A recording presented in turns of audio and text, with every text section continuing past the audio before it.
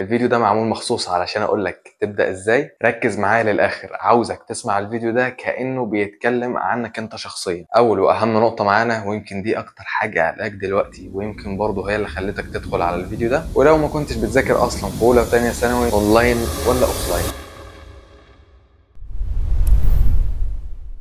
دلوقتي احنا في شهر 7 وفاضل اقل من شهر على بداية تالتة ثانوي، وفي قاعدة اساسية كده مفروغ منها، الا وهي ان البداية دي هي اهم من اي حاجة تانية في السنة كلها. اول شهر هو اللي بيحدد انت هتبدأ واثق في نفسك ولا هتفضل متلخبط طول السنة، هو اللي بيزرع العادة والنظام والطريقة اللي هتكمل بيها للاخر طول السنة. الفيديو ده معمول مخصوص علشان اقولك تبدأ ازاي، تمشي على خطة عاملة ازاي، وتبعد عن ايه وتقرب من ايه. كل كلمة فيه مبنية على تجربة حقيقية من واحد كان زيك في يوم من الايام. فلو فعلا ناوي تعمل فرق السنة دي، ركز معايا للآخر، عاوزك تسمع الفيديو ده كأنه بيتكلم عنك انت شخصيا. مبدئيا كده، لو لسه أول مرة شفتني، فأنا دكتور عزازي، طالب في طب أزهر دمياط. ومن غير رغي كتير بقى، فتعالوا نخش في الموضوع على طول.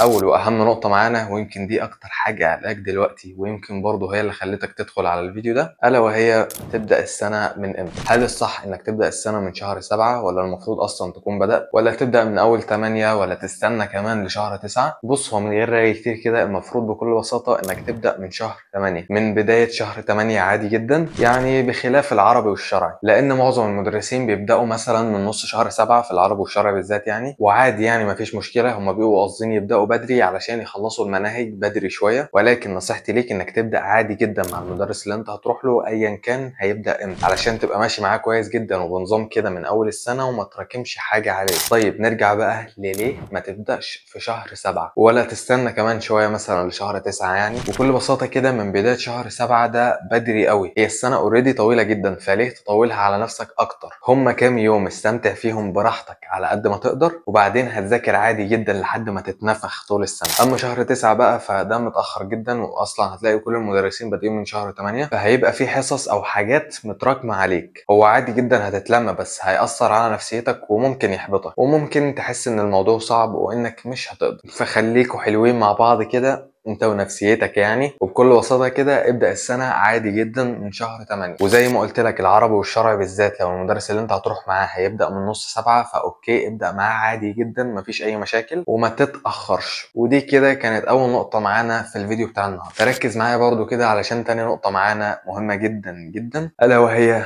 اونلاين ولا اوفلاين. يعني تنزل سنتر عادي، ولا تشترك مع حد اونلاين وتفضل قاعد في بيتك. مبدئيا كده، تجربتي الشخصيه انا عن نفسي يعني، انا كنت بنزل الدروس كلها اوفلاين عادي جدا، ما عدا بس فتره المراجعه النهائيه اشتركت في بعض المواد اونلاين، ولو رجع بيا الزمن كنت هعمل نفس اللي عملته ده تاني. فهقول لك دلوقتي على الفروقات بين الاونلاين والاوفلاين، وبرضه هقول لك لو هتاخد اونلاين هتختار المدرس بتاعك بناء على ايه، ولو هتاخد اوفلاين برضه فتختار المدرس بتاعك بناء على ايه. اولا، الفرق بين الاثنين، الاونلاين هيوفر لك جامد جدا في الوقت، على الجانب الاخر بقى في الاوفلاين هتضيع في بعض الوقت، زي مثلا وقت المواصلات. في الاونلاين مش هتقابل زمايلك، فمش هتشوف احباط او حد مثلا الدنيا مش احسن حاجه معاه وهيقعد بقى يصيح قدامك. اما بقى في الاوفلاين فطبيعي جدا هتقابل زمايلك، وممكن تحس ببعض الاحباط زي ما قلت لك كده. والصراحه دي حاجه ممكن تتغاضاها عادي جدا بكل بساطه، بانك مثلا ما تقفش مع زمايلك، او تحطهم كلهم في الاركايف مثلا وتخفي الحالات او الاستوريهات بتاعتهم، وما تشوفهمش بيصيحوا او بيقولوا ايه من اول السنه. في الاونلاين هيحتاج منك انت انتظام شديد جدا، وانك تنظم وقتك كويس جدا بقى، وتبقى عارف هتسمع محاضره مين امتى وازاي وكل الكلام ده. وعلى الجانب الاخر في الاوفلاين فهو اقل احتياج للتنظيم شويه، علشان المواعيد بتبقى متحدده اوريدي وثابته عادي من اول السنه لاخرها. يعني مثلا درس كيمياء سبت وثلاث مثلا يعني، فالميعاد كده ثابت، انت عارفه كل اسبوع سبت وثلاث انت عندك درس كيمياء. دي حاجه بديهيه بالنسبه لك، مش هتتعب في انك تنظمها، فاهم قصدي؟ انما في الاونلاين مفيش مواعيد ثابته مثلا او كده، يعني هو مثلا بينزل لك محاضرات الاسبوع كله مره واحده مثلا، او في يوم السبت مثلا يعني، وانت بقى تقسمهم او تسمعهم على مزاجك. فمحتاج منك انت ان انت تنظم وقتك في انك تحدد هتسمع ده امتى وده امتى. رابع مقارنه معانا في الاونلاين، مفيش منافسه، انت قاعد لوحدك انت وكتابك وتليفونك او لابتوبك او ايا كان الحاجه اللي هتسمع عليها المحاضره، فمش هتبقى عارف بقى زمايلك بيجاوبوا كويس ولا لا، انت محتاج تتطور شويه ولا لا، انت اصلا تمام يعني وماشي كويس ولا لا. ما هو طبيعي جدا مثلا لو في سؤال اتسال في الحصه وحد من زمايلك جاوبه وانت ما جاوبتوش، فهتزعل وهتروح تذاكر بحيث ان انت ايه ما يحصلش فيك نفس اللي حصل ده تاني. الغيره دي حاجه اساسيه موجوده جوانا كلنا كده، مفيش كلام يعني. اما بقى على الجانب الاخر في الاوفلاين، ففي منافسة شديدة جدا وواضحة وصريحة كمان. ما هو الطبيعي او المفروض يعني ان كلنا بنغير ومش بنبقى عاوزين نقعد في مكان حاسين ان في حد احسن مننا. فطبيعي مثلا لو قاعد في حصة والمدرس سأل سؤال وانت ما عرفتش اجابته، فهتروح تموت نفسك من المذاكرة عادي جدا، مفيش مشكلة. فاهم قصدي؟ وطبعا بعد المقارنة دي زي ما انت شايف كده انا حاطط لك المميزات باللون الاخضر والعيوب باللون الاحمر. فبكل بساطة كده اللي انت هتعمله بقى هو انك هتشوف ايه الانسب بالنسبة ليك انت، مش زمايلك هيعملوا ايه فانت هتعمل زيهم. انت مالكش دعوة بحد ولا بنظام حد، كل واحد ليه دماغه وطريقة تفكيره وطريقة مذاكرته، والحمد لله ربنا بيكرمه بيها. فاختار انت لنفسك. يعني مثلا انت عارف نفسك كويس ان انت مش هتقدر تنتظم، فهنا انك تنزل سنتر هيبقى احسن لك.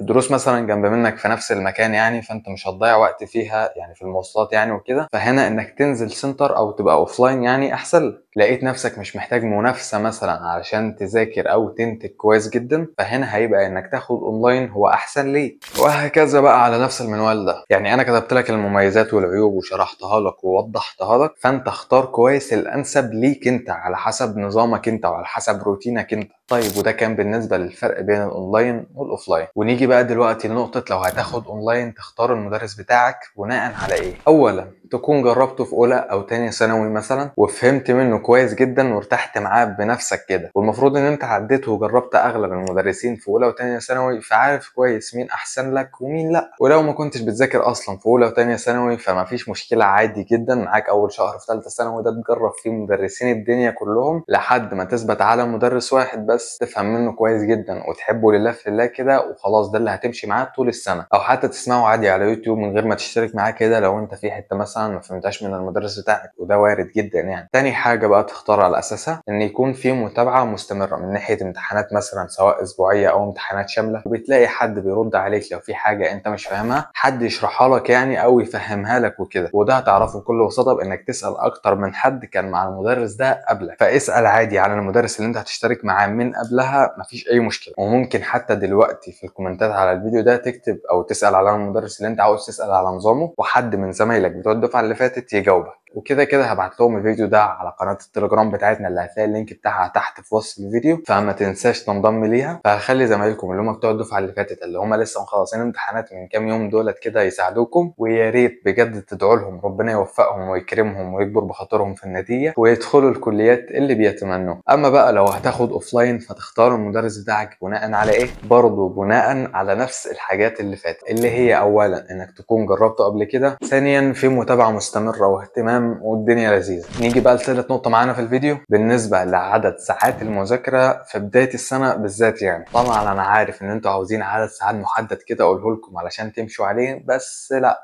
انا مش هقول كده لانها بتختلف من شخص التاني. ممكن الحاجة اللي انت تذاكرها في ساعتين بس حد تاني يذاكرها في 4 أو 5 ساعات، فمش هينفع اقول لك ذاكر مثلا 5 ساعات في اليوم مثلا وتلاقي نفسك خلصت في اول ساعتين 3، فهتفضل قاعد الساعتين 3 التانيين دول تعمل ايه يعني؟ والعكس صحيح برضو، لو ما لحقتش تخلص التارجت بتاعك ده كله في 5 ساعات بس واحتجت ان انت تزود، فطبيعي جدا ممكن تحس ان انت بطيء او ان انت متاخر، مع ان ممكن تكون انت تمام وزي الفل عادي جدا مفيش مشكله، بس المذاكره اللي معاك هي اللي كتير. فما ينفعش خالص الزمك بعدد ساعات محدد. ولكن هقول لك على جمله عظيمه كده كان قالها لي مدرس الرياضه اللي انا كنت معاه في اول يوم في ثالثه ثانوي: مفيش حاجه اسمها انا هبدا السنه شادد حيلي كويس جدا بحيث ان انا ارتاح في الاخر، او ابدا السنه بالراحه بحيث يبقى عندي طاقه اشد جامد في الاخر. زي ما تبدا السنه زي ما تخلص. واخر شق من الجمله اللي هو زي ما تبدا السنه زي ما تخلصها ده هنبقى نتكلم عليه بعدين شويه، يعني اكنك ما سمعتوش اصلا دلوقتي. رابع نقطه معانا النهارده وخلاص قربنا نخلص اهو علشان ما اطولش عليكم، بس بجد الفيديو ده هو دليلك الشامل، مش هتحتاج حاجه تانية غيره. تاخد مع اكتر من مدرس ولا مدرس واحد بس كفايه، من غير رغي كتير كده مدرس واحد. الا لو مثلا، واكيد هتحصل معاك دي، خدت حصه مثلا مع المدرس بتاعك عادي وما فهمتهاش منه، فهتروح تسمعها عادي جدا من اي مدرس تاني انت بتحبه على يوتيوب. انما ما تشتركش مع حد اونلاين لو انت اوريدي بتنزل درس في الماده دي، والعكس برضه صحيح، ما تنزلش درس في ماده انت اوريدي مشترك مع حد فيها اونلاين وبتفهم منه كويس جدا والدنيا تمام وزي الفل. يعني بكل بساطه كده هي مش مستاهله اصلا. ده غير ان انت مش هتلاقي وقت اصلا لدرسين في الماده، انت عندك مواد كتير جدا، كفايه. خامسا لازم تحدد هدفك من اول السنه وتسعى ليه بكل ما اوتيت من قوه. ما تبقاش ماشي بقى كده وخلاص وزي ما تيجي يعني، واللي هو اي مجموع بقى وخلاص. لا خالص، ارسم طريقك كده وحدد غايتك من البدايه. بص، خد الكلمتين دول من اخوك الكبير واسمعهم كويس جدا من قلبك. انت قدامك سنه ممكن تغير بيها مستقبلك بالكامل. مش لازم تكون احسن حد طبعا يعني، ولكن لازم وحتما ولابد تكون اصدق حد مع نفسك. وصدقني اللي بيبدا وهو متلخبط بيوصل اسرع من اللي بيبدا وهو جاهز بنسبه 100%. لو وصلت معايا لحد هنا فاكتب لي الجمله دي تحت في الكومنتات، عايز اعرف مين كمل معايا لاخر الفيديو. الجمله اللي هي بتقول صدقني اللي بيبدا متلخبط بيوصل اسرع من اللي بيبدا وهو جاهز بنسبه 100%. وبس كده، ده كان كل اللي عندي اقوله لك النهارده، واكيد يعني لسه ما خلصتش، فسنلقاكم قريبا. لو الفيديو ده فاتك ما تنساش تعمل لايك وتشترك في القناه لو لسه ما اشتركتش، وشارك الفيديو ده مع زمايلك كلهم علشان كلكم تبداوا السنه وانتوا في السليم. واستناني يا ابني الفيديو قريب.